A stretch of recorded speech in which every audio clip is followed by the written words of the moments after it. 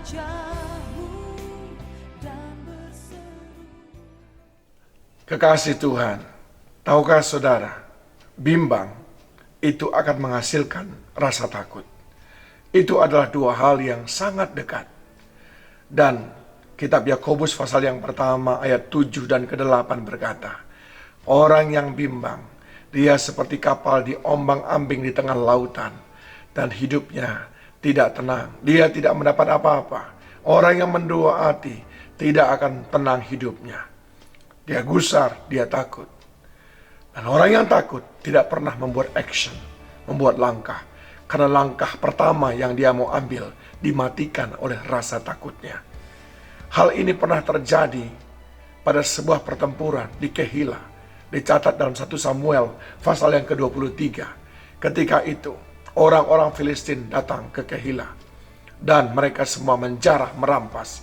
Lalu pasukan yang bersama dengan Daud yang kira-kira 600 orang berkata, Daud, kita ini diserang. Maka apa kata Daud? Tenang. Tidak bisa tenang. Musuh terlalu besar. Lalu Daud datang kepada Tuhan. Perhatikan baik-baik. Orang-orang yang bersama Daud memiliki dua hal yang membuat dia bimbang, takut, dan tidak pernah bertindak. Yang pertama adalah dia membesar-besarkan musuhnya, membesar-besarkan persoalannya.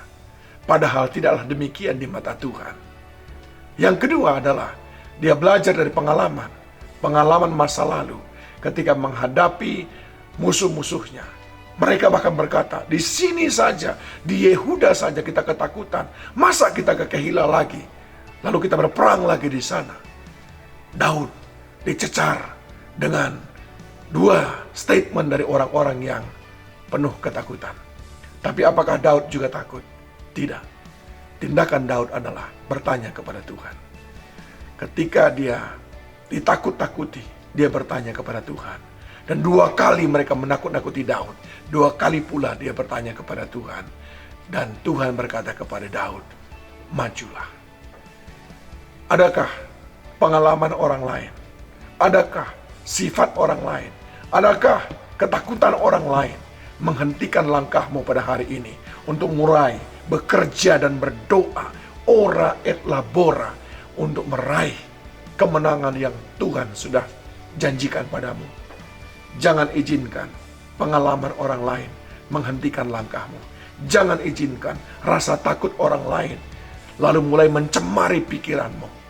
Jangan izinkan sifat orang lain yang membesar-besarkan masalah lalu membuatmu terhenti untuk melangkah. Tetapi sebagaimana kitab Yakobus berkata, Yakobus 4 ayat 15, jika Tuhan menghendakinya, kami akan hidup dan berbuat ini dan itu. Jika Tuhan menghendakinya, kami akan hidup dan berbuat ini dan itu.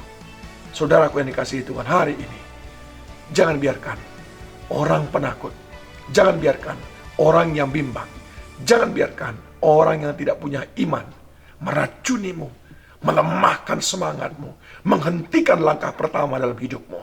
Tetapi berkatalah kepada mereka, jika Tuhan menghendakinya, kami akan hidup dan berbuat ini dan itu. Jika Tuhan menghendakinya, kami hidup, kami berbuat banyak hal, dan kami berhasil. Kalahkan rasa takut saudara dengan tidak mau mendengarkan celoteh daripada orang penakut dan orang bimbang. Tuhan memberkati. Kaulah harapan